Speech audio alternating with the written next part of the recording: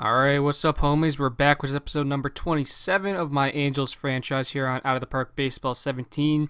I simulated up to the first year player draft here in the 2024 season. You see, we are 31 and 25, 4 games behind the Seattle Mariners, which isn't too surprising. 1.5 games up on the Houston Astros. We are in sole possession of the first wild card spot.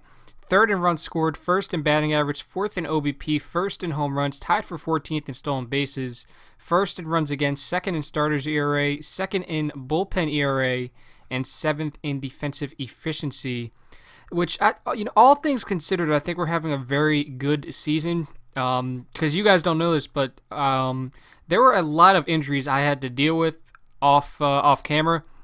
Well, not off camera, but you know what I mean. Miranda was out for 6 to 7 weeks. Zagunis is currently at AAA on a rehab assignment. He was out for 5 to 6 weeks. Guerrero has been out for 3 weeks. Boissiere, who was actually having a very good season for us, he was sitting close to 300, really doing well for us. He's out for another 2 to 3 months, so unfortunately, we've had to deal with some injuries, but, at least we're starting to be healthy again. I mean, we're going to get Zagunis back pretty soon. We'll have Guerrero back here in a day or so, but, I'm going to send him out on a rehab assignment. But, lucky for us, the guys that we do have, they're pulling the slack a little bit, I guess you could say, if we go to OPS. So, Windham is doing good. In backup time. You see, he's OPSing over 1,000, hitting close to 400. He has 24 plate appearances. 23 at-bats. He has a double, 2 homers, 9 hits. He struck out 2 times. He's walked 1. Mike Trout having a very good season. He's stolen 3 bases. He's slashing 316, 430, 622, OPSing over 1,000 with regular playing time. 14 home runs here in June, 35 RBIs, 40 runs scored, 50 strikeouts, 36 walks. Miranda, since coming back from his injury, has done very well. He's hitting over 300. 3 home runs. Obviously, one of his big selling points is his power. 2 triples, 6 doubles, 2 stolen bases. He's been caught once, 10 strikeouts, and 4 walks. Bogart's also hitting over 300, OPSing over 900. He has 11 home runs to this point, 29 RBIs. He has struck out 38 times, walked 23. Mark Holland in backup time. He had to start for a few games there, but in mainly backup time, he's sitting close to 300. He has a homer, triple, 5 doubles, and a stolen base. Looking at Rowdy Tellez, he is our home run leader, not surprising, with 15 home runs and 36 RBIs, the average, close to 250. That's probably where it will stay for most of the season. Jonathan Jurnek, he was actually doing very, very well early on. Seems like he's cooled off just a bit, but that's to be expected. This is a guy who never played above high A before this year, and then we thrust him into major league action. So we have to take the bumps, and I think overall for his first year in the majors, not having played above high A before this, he's doing pretty well. So that's Jurnek. We had to put him in left field because Boissiere was injured, so that's that. He'll probably go back to backup time once Vladimir Guerrero Jr. comes back, but we'll worry about that later. Ramirez having a solid year. Obviously, power-wise, he only has 3 home runs to this point, but he's hitting 289, which is what we've come to expect from him, OPSing over 700, 32 strikeouts, 15 walks. Austin Hedges is having a surprisingly solid offensive year at the dish. He's hitting 264, which is a bit surprising. Obviously, offense is not a big part of his game. He's more well-known for his defense. Dylan Cousins, he has that average hovering around 220, but he does have 11 home runs, which is why he's still in the lineup. Richard Urena, he's having a bit of a down year. He's hitting 235, only 6 home runs, 33 RBIs. He struck out 56 times. He's only walked 9. That is a bit concerning, but hopefully he will get better as time goes on. His BABIP is at 295, so I don't know. Maybe this is he's just having a bad year, but I don't know. And then Capochi and Borges, they're obviously the backups. I have Capochi up mainly for defense, so I'm not too worried about his offensive output. And Borges, he is our backup catcher. So that is that. Moving over to pitching, if we sort by ERA, we'll start with the starting rotation. Yu Darvish is having a great season for a 37-year-old. He has a 2.27 ERA. His FIP is at 2.76, which leads me to believe this could be sustainable, although his BABIP is at 2.59. His WHIP is at a flat 1. He has pitched 75 and a third innings, 81 Ks to 21 walks. Batters are hitting 196 off of him. Jose Fernandez also having a very good year. He has a 2.66 ERA. His FIP is a 2.75, a WHIP of 1.11, 90 Ks, 17 walks. Dongkwon Park is actually having a solid year as well. This is actually kind of what I expected from him. An ERA close to 3.5. He has 49 strikeouts, 20 walks. I'd like to see that ratio improved a little bit as time goes on. He's pitched 66 and a third innings to this point. Batters are hitting 253 off of him, and he has a WHIP of 1.27. Amir Garrett, I guess I expected this from him as well. He was kind of, his career-wise, he was basically a 4 ERA pitcher. As you see there, a 4.95 in 2022, a 4.38 with Seattle the same year. He did have a 3.61 ERA last year, but he has a 4.26 with us this year, which is fine. He is our fourth starting pitcher, so I'm not, too worried about that. You see his batters are hitting 248 off him, a 1.17 whip, 71 Ks, 15 walks, and 67 2/3 innings pitched. Martin Perez, he has an ERA of 6.84, but it's actually been improving. You see, at one point it was 7.92, and I'm not sure why. I think it's because early on in the season he had a couple of rough starts, so that ERA is a little inflated, but overall he hasn't been doing that badly. The stats are a little deceiving in my opinion, but he hasn't been doing that badly. You see his FIP. Where is it? His FIP. Oh, there he is. His FIP is 671. So I don't know. I think as the months go on, he'll get a little better, but only time will tell. I guess we could put Lively in the rotation if we really wanted to, but we'll worry about that later. Looking at our relief pitchers, Claudio having another exceptional year, an ERA just above 1, 8.6 Ks per 9 innings, 23 innings pitched, 14 saves. Choi having a great season as well as our setup guy, 20 and 2/3 innings pitched, a 1.31 ERA.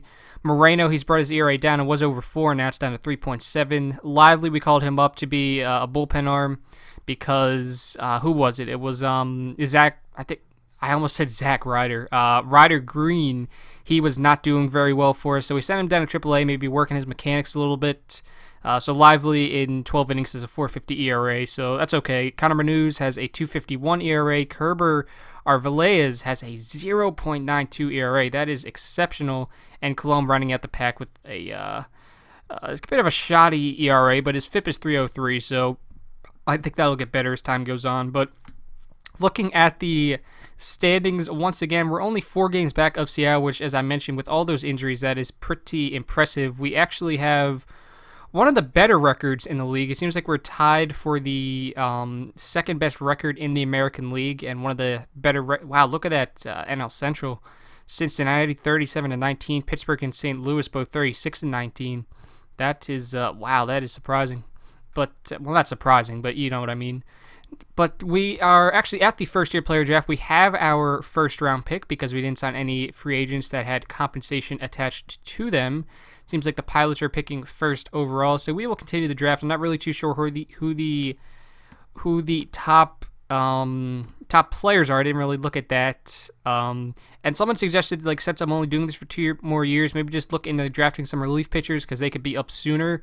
And that's not a bad idea. I might look into doing that because at this point, the guys we draft this year and next year, well, obviously the guys we draft next year, we're not going to see them. The guys we draft this year, very low chance. So anyway, let's, until the next pick, just see who is available. So this Dave Burns guy seems to be available. And now, see, this is someone that I would definitely look into drafting. His bonus demand is the slot. Extremely hard to sign, but we only have to give him the slot. He went to the University of North Carolina. It seems went 8-2. He started 15 games. Seems like actually he could be a solid starter because his stamina is at 60. So if we needed maybe a spot starter because he only has 2 pitches and you can't really survive as a starter with 2 pitches. But yeah, I would definitely not mind taking Dave Burns, so we will do that. So he wants the recommended slot, so we will draft and offer the slot. And then move on to the next pick. Let's see here. So this Enrique Herrera guy is available. Yeah, so he went to the University of Florida down in Gainesville. Great competition level. So once again, this is another guy I would not mind taking unless Jai Lane is more appealing. No, I think I'm just going to take Enrique Herrera. He wants the recommended slots. We're going to draft and offer the slots until the next pick. Okay, so this Carlos Pastora guy is still here. Now, see, this guy has speed. He's really good defensively, so I wouldn't mind taking him. Maybe just to be like a someone we can call up as a pinch runner or a defensive specialist. So I think I'll take Pastora as well. He only wants the recommended slot, so we'll draft and offer the slot, and then until the next pick. Kyle Mentzer's here, another relief pitcher. Now, his movement's not very good, but it seems like this guy could also be a solid relief pitcher. He went to Rice. A lot of college guys this year, which is a little surprising. But anyway, we'll take a Mentzer. He only wants the recommended slot, so once again, we'll give him the slot, and then until the next pick. So we are in the 4th round at this point. Bobby Neuwirth is... seems like he would be another bullpen guy as well because he has the stamina and 3 pitches, but his changeup looks like it's not going to be anything special. Average competition level at this high school in North Dakota, Mandan High School, I suppose. 18 years old. He went 9-0 with a 0.78 ERA and a 0.74 WHIP. Now he's interesting. Let me look at Brian Bluestone. I know he's an impossible. Yeah, see, like we don't have the time to be worrying about that. So I think maybe I don't know. Let me see. Yeah, he's not that good defensively. He doesn't have the best speed.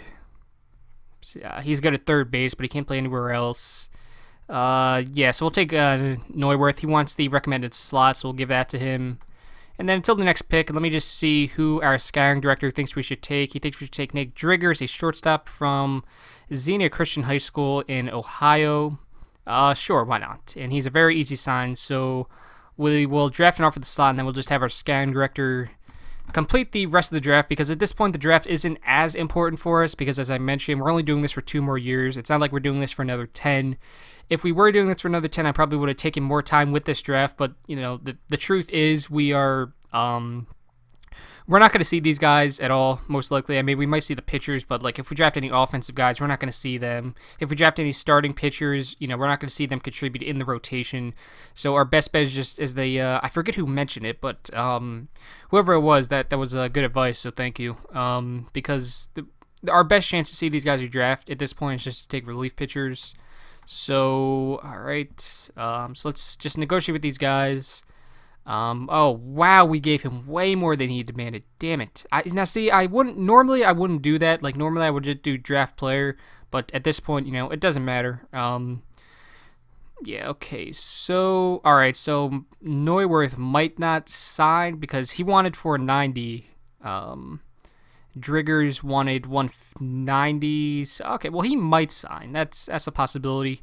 Now, what about this? Okay, no, that's it. So we're not going to sign Ryan Bell. We're not going to send David Budd. We're going to let them just go to whatever college they're going to, and that'll be that. But if we look at the schedule, you see we have about 3 weeks to go until the All-Star break.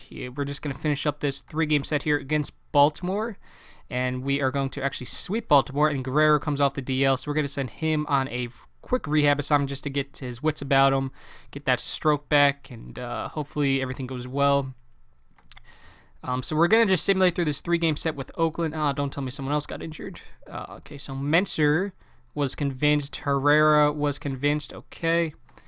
So we're just going to go through a 3-game set here with the Oakland Athletics. We won the first game 8-0, second game 11-6. Pastora was convinced by our offer. Okay. And third game against Oakland. Can we get the sweep? Yes, we can. We won 10-3, and not surprisingly, Neuwirth was not satisfied with the amount of money, so we're just going to meet his demand. And there we go. So now we'll get him. We'll get Burns. We should get Driggers. I mean, if not, we'll just give him the extra $40,000. But he only wanted 190. We gave him 150. I think that'll be fine. But let me see how Zagunis is doing. If he's ready to come up again, we'll bring him up. He's only hitting 250 in 6 games. I think we'll leave him down there for this 3-game set against Boston. That'll bring him up for the start of the series against Tampa Bay. Why not? Because the team's doing well anyway. It's not like we are in dire need of him. So Driggers, is he coming? Yes, he was. So Driggers was fine. So now we're just waiting on Burns and Neuwirth. And we should have gotten Neuwirth. Yes, we did. So now we're just waiting on Burns as we won the first 2 against Boston on a really big hot streak right now. 1 game behind the Mariners. Okay. Whoops. I accidentally started this series against Tampa Bay, but oh well, and it seems like we're going to get swept by the Tampa Bay. That's how quickly things change. Yep, we just got swept by the Rays. Martin Perez wants to come back. I don't want to bring him back, to be perfectly honest. So if we go to draftees, so we're just waiting on Dave Burns. So if we go to the team home screen, we are now 3 games back of the Mariners as we start this 3-game set against the Jacksonville Gimmicks. Seems like they have Jake Thompson, AJ Cole, and Hagen Danner going for them. Now, if we go to scores and schedules, yeah, so we had a nice little run going there. We had, 4, 5, 6. We had an 8-game, 9-game winning streak going there at one point. Now we've just lost 3 straight. So we've had a 9-game winning streak sandwiched in between a 3-game sweep. Yeah, so we've had a 9-game winning streak sandwiched in between 2 sweeps, which is okay. And then, obviously, this 3-game sweep. So forgot I didn't really show you guys this, but April it actually started out pretty well for us. We won 5 of our first 6 games, and then we kind of went a little inconsistent. You see, we ended up losing 4 out of the next 5, but then we won 1, 2, 3, 4, 6 straight. Then we lost 2, we won 2, and then we lost 2. Then going on into May, you see we had a nice little 4-game winning streak here. We won another 5 out of 6. And then we took 2 or 3 from the Rangers. We swept the Yankees, who took 2 or 3 from the White Sox. So, all in all, not too bad of a season, in my opinion. If we go to the history index, let me just see. Our expected record is 42-24, so we are actually getting a little unlucky. According to this, we should have 42 wins, but all in all, not too bad. So, I think what I'll do, I'll just simulate ahead to probably just the trade deadline, just to see where we're at. I'm not going to make any trades because I can't really do that, but I'll simulate up ahead to the trade deadline, so I will see you on July 31st. Alright, I know it's not the trade deadline, but the AllStar rosters were announced, and I figured I'd stop just because we actually have 6 representatives this year. We have Darvish, Fernandez, Choi, Claudio, Trout, and Guerrero Jr., which is great. 6 representatives in the All-Star game. That's awesome. Looking at the rest of the roster, in the AL, Kayla, Myrick, Romero, Waka, Bobby Wall, Enrique Cabrera, TJ Shell, Kevin Doust, catcher, JT Realmuto, who is still kicking around, Garrett Stubbs, Thomas Johns, AJ Reed, Alessandro Delasio, Chris Bryant, Kevin Padlo, Jonathan Scope, Braxton Davidson, Kyle Schwarber, Rick Matheson, Michael A. Taylor, and Ryan O'Hearn. And someone actually wanted me to show his ratings, so I'll do that. So 65 contact, 55 gap power, 70 home run power, 55 eye discipline, 50 at avoiding Ks. He's not that great in the field. 45 outfield range, 55 outfield error, 60 outfield arm, 45 at first base, 50 at second base. No speed, but he can steal. He has a 70 stealing rating, 75 base running. Can't really bunt at all either. But this year he's doing pretty good. A 324, 746 triple slash, OPS and close to 900. 8 home runs, 51 RBIs, 35 strikeouts, 35 Ks. Or 35 strikeouts, 35 Ks. That's nice, Ryan. 35 strikeouts, 35 walks. So there you go, homie. Hope you are happy with that. And let's go to the National League. Ian Anderson, who was actually drafted to the Atlanta Braves at number 3 overall last evening, which some people thought was a little surprising. They didn't think he would go that high. But regardless, this is how he's doing in this save at least. So he's actually doing very well in 2024. So I don't know, maybe Braves fans, I don't know. If there's any of you guys, let me know how you feel about that. I was a little surprised personally, but anyhow, maybe I'll make a video on my reaction to the first round of the draft. I'm not too sure. I was kind of live tweeting it for like the first half, but then I just kind of got tired, went to bed. But Madison Bumgarner, Patrick Corbin, who is still in the league at 34 years old, I was not aware of that. Abel Filardo, Cody Medeiros, Noah Syndergaard, Alex Wood, Kevin Comer, John Gray, who's now a closer, Thomas Zapuki, Jordan Walden, Jose Herrera, Matt Hessler, Jose Lozama, John Malcolm, Myung-Chul Yu, Woo Shih-Hung. That was actually that was that second baseman that was arguably the best free agent available this past offseason. Seems like he's doing pretty well. OPSing, what is that, close to 900, I suppose. 15 home runs, 49 RBIs. Bill Gimmick, Nolan Arenado, John Otley, Almeida Diaz, Austin Meadows, Chris Sharp, Joe Greason, Jared Kelenic, Jeremiah Porterreal, and Jorge Soler. So those are your All-Star rosters. So once again, well, actually, let me just see who's available in the internet. Well, actually, no. Yeah, I think I'm just going to simulate to the trade deadline because I'm not going to worry too much about international free agency because the guys we get, we're not going to see them this year or next year anyway, but I suppose it wouldn't hurt just to see who is available. just to see. Now the international free agent period begins today. So is there anyone? Wow, look at this guy, Pedro. Oops, nope, wrong one. Pedro Nunez seems like he could be a stud. Wow. Look at that, 60 contacts, 70 gap power, 80 home run power, 60 discipline, 55 avoid Ks. No speed, though. No speed. This is really like a DH guy, I believe, which would go well here. Pedro Nunez. Wow. Yeah, but we're not going to sign any of these guys because we're not going to see him anyway. So, yep, I will simulate up ahead to July 31st and see where the team's at. All right, we are back. You see, it is September 2nd. There wasn't really much to talk about at the trade deadline, so I figured I'd just keep going on, try to keep this episode a little on the shorter side. We are 3 games behind the Mariners in the AL West, 5 games up on the second wildcard team, which is actually Houston, which is good. Wow, our minor league systems were terrible this year. Arkansas went 44-87. The 66ers went 46-85. The Burlington Bees are 33-99. Wow. The Owls are 19-46. The Dominican Summer League team was 26-46. Wow, oh my gosh, my minor league affiliates were terrible this year. Oh well, but yeah, so we still have a chance to win this division, which is a little surprising. You see, we have a 3-game set against Seattle right there. That might end up determining who wins the division. I would not be surprised. And then we have a 4-game set against the Orioles. You see that doubleheader right there. So I will take you guys along here. We can keep track of the standings from the team home screen. And of course, we can see what's happening in the games by looking at the top right. So we're going to start this stretch here. I think it's pretty safe to say we'll make the playoffs. I think I'm actually going to check the standings to see how far ahead we are of the team that's behind Houston, because that's something I'd like to see. But still, 5 games up on the second wildcard team. That is a pretty good place to be at this point in the year. Only 3 games behind Seattle. So we are, 7.5 up on the second wildcard team. So I think it's pretty safe to say we're going to make the playoffs.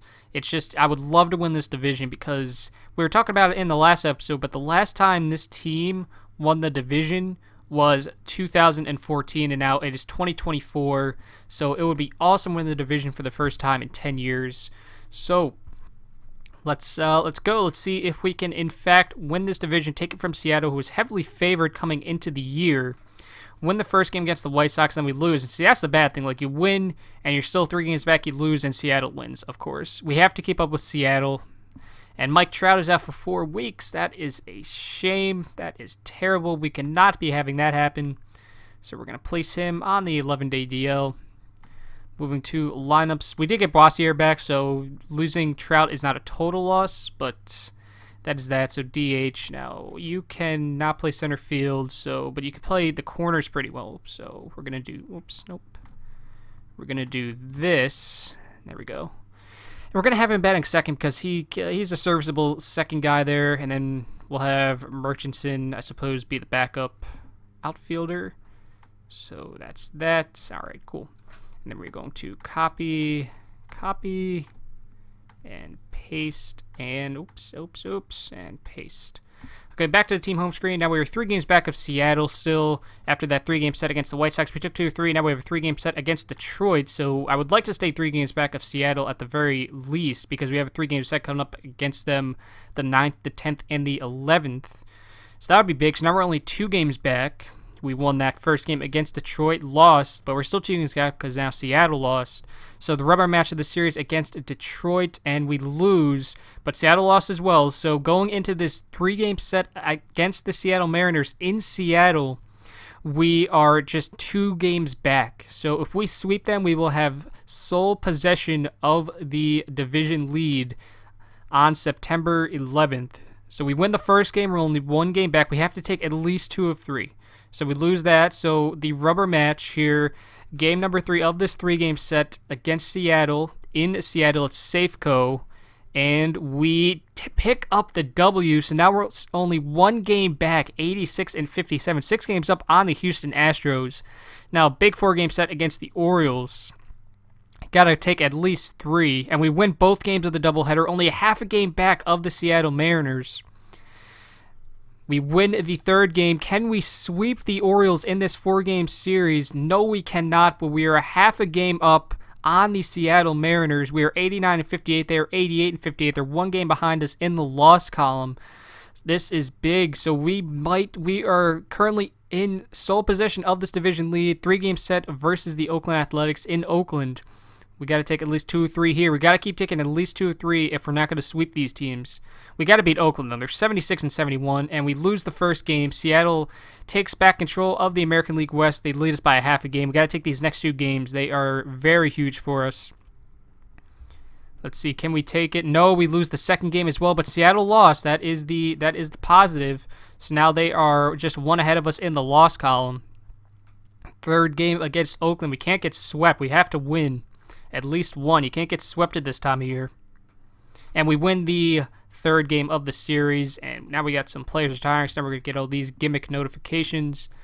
But now we are back on top in front of the Seattle Mariners, just still a half a game up. 3-game set against Boston on tap. We lose the first game, but Seattle lost as well. 2nd game against Boston. We lose the 2nd game. Seattle wins, so they are ahead of us by a half a game. Now we have to take this. Please don't get swept. We don't get swept, so that's good. And now we're back on top over Seattle. So the good thing, it seems, is like when we win, they lose, and, vice versa. So, we're still in this. Now we lose to Tampa Bay, still a half a game back. Taking these next 2 games would be huge because we have a setup against Jacksonville after this Tampa Bay series. Hopefully we don't choke this away because we're going to make the playoffs, it seems, but I would love to win the division and avoid the wildcard game. That would be incredible. So we take the 2nd game, still a half a game back of Seattle. They did win. And then we win the 3rd game of the 3-game set with Tampa Bay. Zagunis was injured, but it's only 3 days. And now we are back in top. We have clinched a playoff spot with, I believe, 6 games to go? Yes, there are 6 games to go. 3 games against Jacksonville, 3 games against Minnesota, and the season will be over. Taking a look at the standings, we have the third, you had to keep going down there. We had the 3rd best record in the entire league, best record in the American League. So we would have home field advantage throughout the American League playoffs, at least, because I can't remember who won the World Series, the All-Star game. But we have clinched a playoff spot, so we have made the playoffs for, 6 consecutive years, right? So we have made the playoffs for, this will be the 6th consecutive year that this team has made the playoffs. Our expected record is 99 and 57. Now, the best we finished with this team is 97 and 65, so we could potentially set a record for this series, not a franchise record, but a record for this series if we get 5 wins in our final 6 games, which is, we might have to do that in order to win the division. Who knows? But anyway, here we go. So 3-game set against Jacksonville. Let's see. We just got to keep winning. That's all we can do. Can't worry about what Seattle does. So the highest we can get is 99 wins, and now 3-game set starts up today.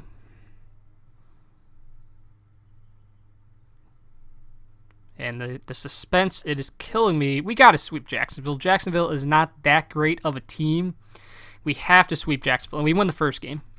And who's leaving now? Al's players are retiring. That's a shame. Sorry. I'll give you guys your severance packages later. But, all right, so Seattle, we are now tied with Seattle. 94 and 63. And we lose to Jacksonville. So now the highest we can get is 98 wins. Seattle 1 game ahead of us. So Seattle just has to win the rest of their games. They win the division.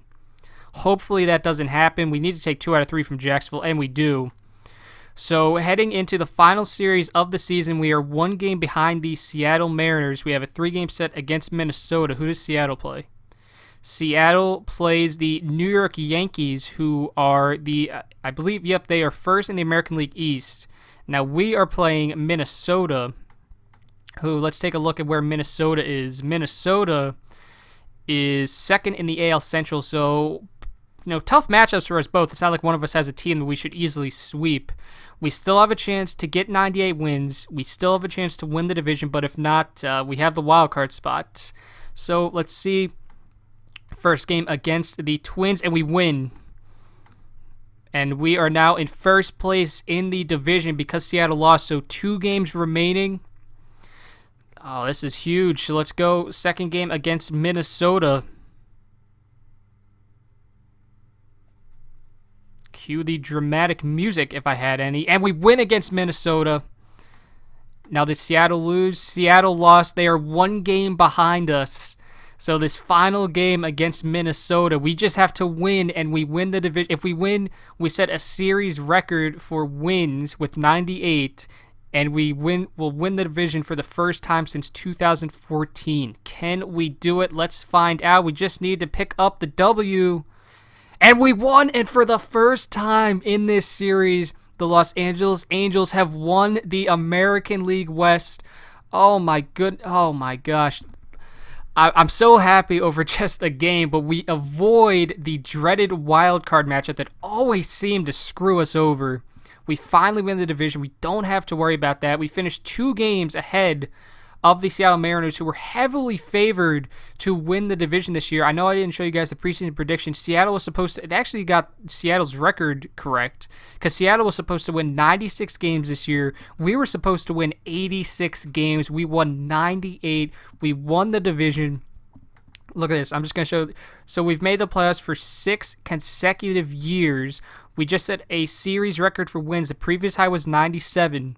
We've won the division for the first time since 2014. Our expected record was 103-59. Our team average was 266, which appears to be tied for the second highest, or the third.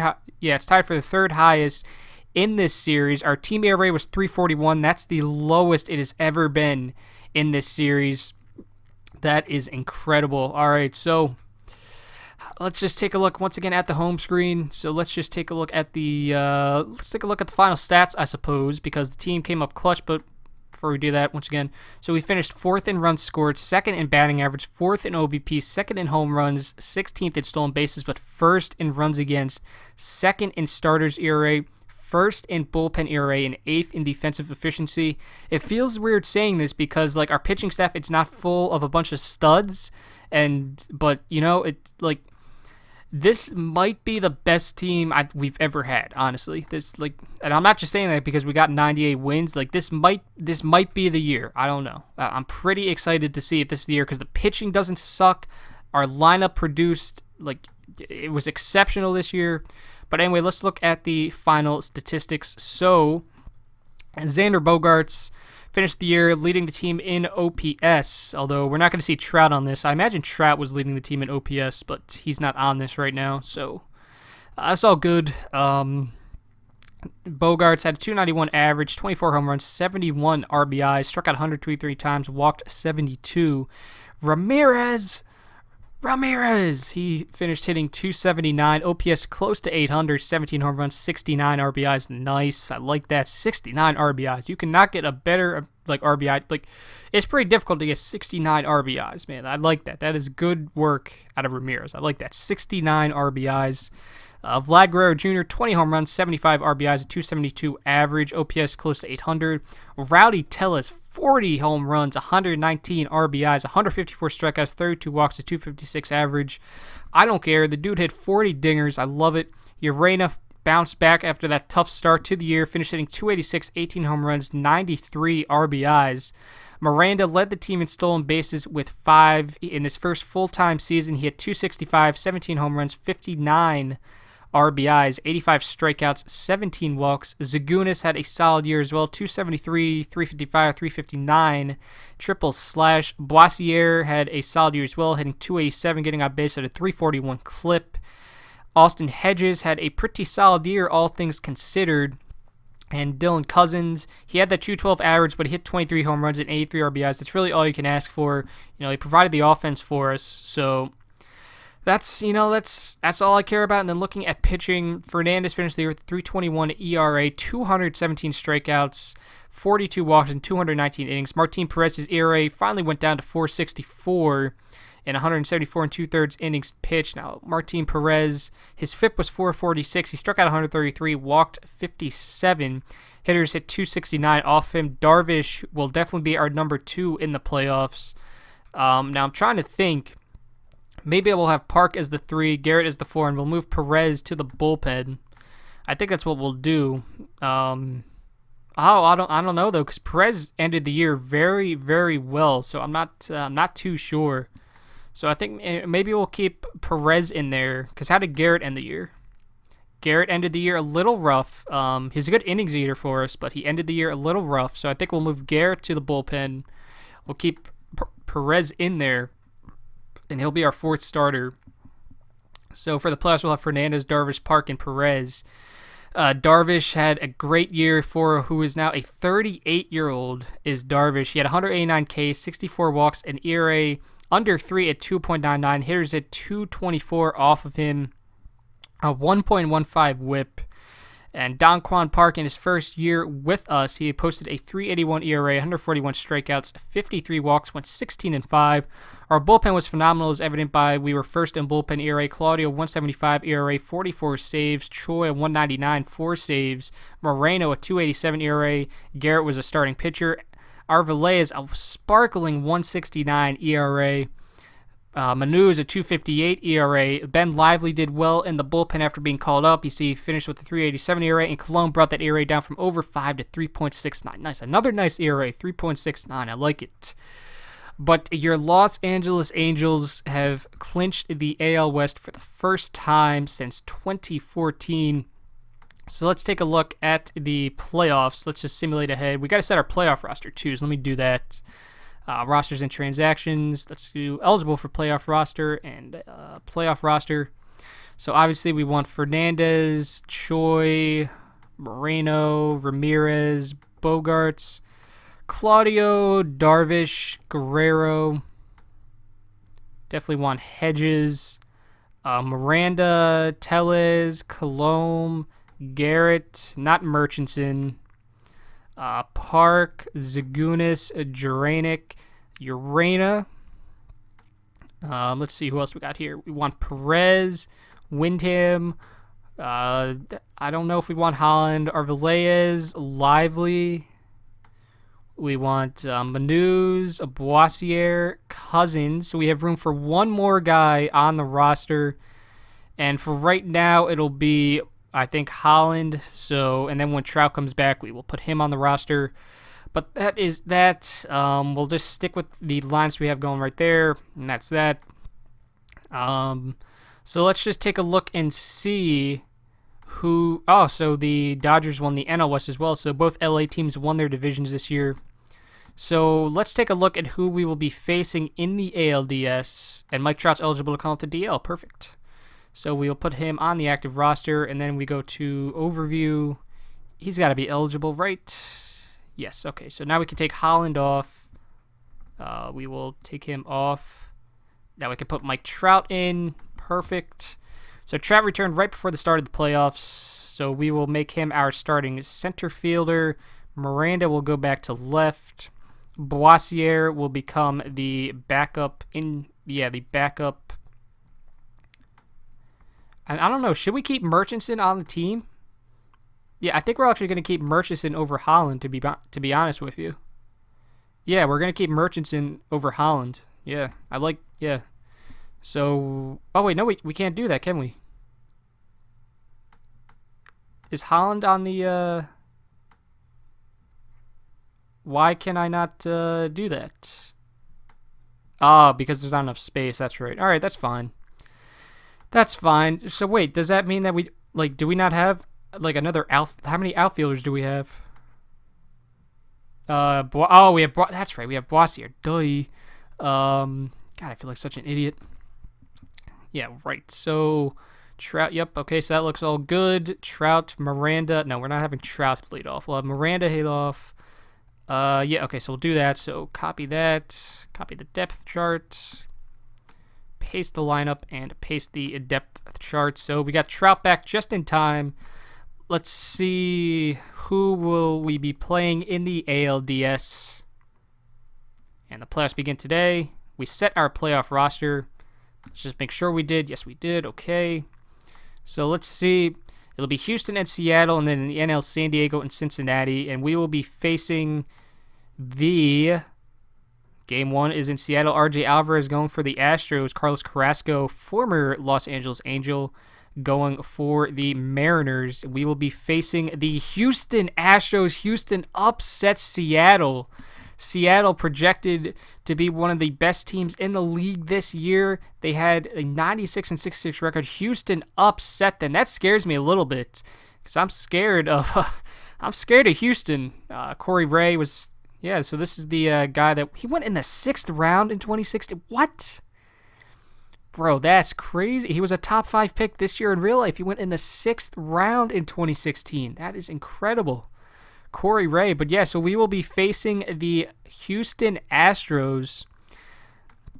And in the other series, New York Yankees and Detroit. And in the NL, San Diego and Pittsburgh. And New York Mets and Los Angeles. So that'll do it for episode number, 27? Thanks for watching, guys. Be sure to leave a like if you did enjoy. New episode will be out tomorrow, of course, the ALDS, and then we will go from there. So once again, thanks for watching, guys. I hope you have a wonderful day.